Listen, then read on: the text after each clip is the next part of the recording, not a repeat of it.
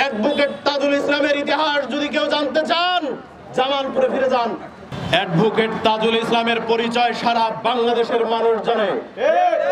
Advocate Tajul Islam হলেন সেই ব্যক্তি, হাসিনার দোসররা যখন এই সুপ্রিম কোর্টে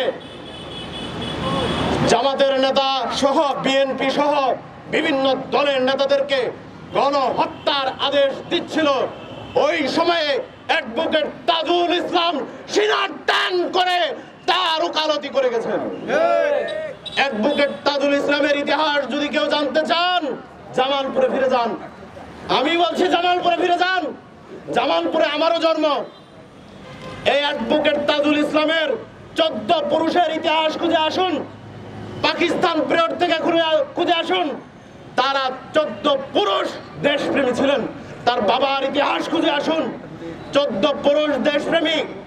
অ্যাডভোকেট তাজুল ইসলামকে নিয়ে যারা ষড়যন্ত্র করছেন, তাদেরকে একটি বিষয় মনে করিয়ে দিতে চাই। হাসিনার দোসররা ষড়যন্ত্র করেছিল, আপনারাও হাসিনার টাকা খেয়ে, ইসরায়েলের টাকা খেয়ে, ভারতের দাবেদারি করে অ্যাডভোকেট তাজুল ইসলামের বিরুদ্ধে যারা উঠে পড়ে লেগেছেন, তারাই 24-এর গণঅভ্যুত্থানকে নস্যাৎ করবার একটি নীল নকশা এঁকেছে। প্রিয় বন্ধুগণ, সময় সংক্ষিপ্ত, কথা বলতে হবে সংক্ষিপ্ত। তবে আরেকটি কথা বলে যাই, অ্যাডভোকেট তাজুল ইসলামকে নিয়ে যারা ষড়যন্ত্র করছেন, তাদেরকে দাঁত ভাঙা জবাব দেওয়া হবে। অ্যাডভোকেট তাজুল ইসলামকে যখন আন্তর্জাতিক অপরাধ ট্রাইব্যুনালের চিফ প্রসিকিউটর হিসেবে নিয়োগ দেওয়া হয়েছিল, সারা বাংলাদেশের প্রত্যেকটি মানুষ তাকে শুভেচ্ছা জানিয়েছে। কারণ অ্যাডভোকেট তাজুল ইসলামের মতো একজন সৎ এবং নিষ্ঠাবান আইনজীবী দ্বিতীয় আরেকটি পাওয়া দুষ্কর। শুধু অ্যাডভোকেট তাজুল ইসলাম বাংলাদেশের সম্পদ নয়, সারা বিশ্বের অ্যাডভোকেট তাজুল ইসলাম সম্পদ।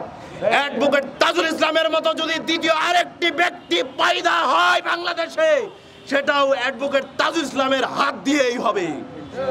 প্রিয় বন্ধুগণ, সর্বশেষ একটি কথাই বলে যাচ্ছি, অ্যাডভোকেট তাজুল ইসলামকে যারা নিয়ে নীল নকশা আকার দুঃস্বপ্ন দেখছেন, আপনাদের পরিণতি খুব ভয়ঙ্কর হবে।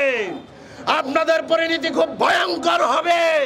আজকে সুপ্রিম কোর্ট প্রাঙ্গণ থেকে আপনাদেরকে হুঁশিয়ারি করে যাচ্ছি। ধন্যবাদ। ধন্যবাদ আরিফ বিল্লাহ ভাইকে। গতকালকে আওয়ামী লীগের কিছু দোসরেরা অ্যাডভোকেট তাজুল ইসলামের বিরুদ্ধে হাইকোর্টের ভিতরে মিছিল করেছিল। তাদেরকে চোখ রাঙিয়ে বলতে চাই, ইসলামী চলবে না, এখন স্বাধীন রাষ্ট্র।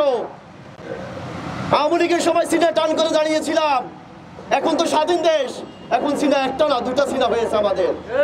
পিঠের চামড়া থাকবে না, স্টেট ফরওয়ার্ড কথা, পিঠের চামড়া রাখবো না ইনশাল্লাহ আমরা। এই পর্যায়ে বক্তব্য রাখবে সাকিব হোসেন। ধন্যবাদ।